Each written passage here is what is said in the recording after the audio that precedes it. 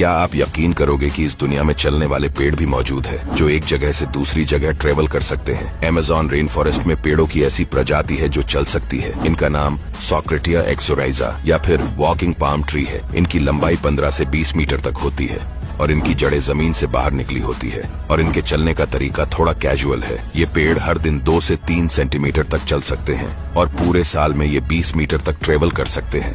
दरअसल Amazon rain forest इतना घना है कि सूरज की रोशनी जमीन तक पहुंच नहीं पाती, इसलिए इन पेड़ों की जड़ें सूरज की रोशनी की तरफ मूव करने लगती है। ऐसा करते समय इन पेड़ों की जड़ें सनलाइट की तरफ उगने लगती है और पीछे की जड़ें छूटने लगती है। साइंस और नॉलेजेबल वीडियोस के लिए फॉलो करें।